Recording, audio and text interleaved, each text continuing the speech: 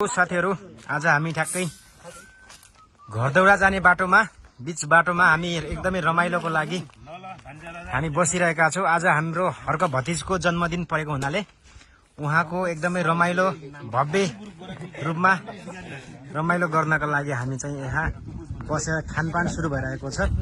यो भन्दा अगाडि नाचगान पनि सुरु भएको थियो र अब फेरि एकछिन पछाडि नाचगान पनि हुनेछ है त।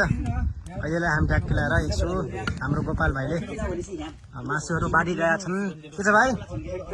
ल सबैको प्रतिक्रिया है, एक शब्द जाओस् सर लाएर अब एक शब्दमा भन्नुपर्दाखेरि ह्यापी बर्थडे हर्क दाइ भन्नु हो। ल अरु अरु ह्यापी बर्थडे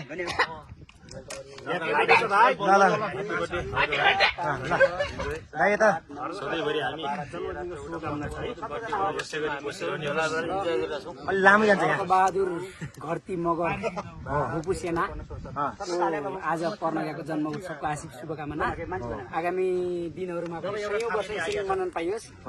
समग्रमा यो साथीभाइ चाहिँ फेरि भेट त्यो हुन सक्छ हुन सक्दैन त्यो चाहिँ सम्भव छैन, तर हामी कतै छुट्यौं भने पनि फेरि यो समय यो खुसी यो पल सम्झना स्वरूप बाँकी रहोस्।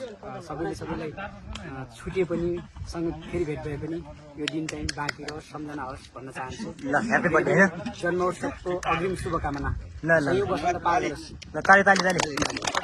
ल फेरि के छ? ल ह्यापी बर्थडे ल ल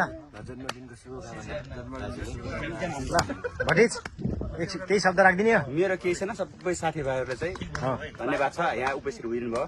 यही नै ठुलो कुरो उनीहरूलाई। ल ल ल ठिक छ।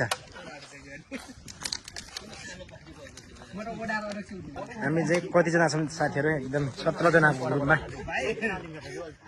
ल ल ओ बनाउँछ ओ खान्छ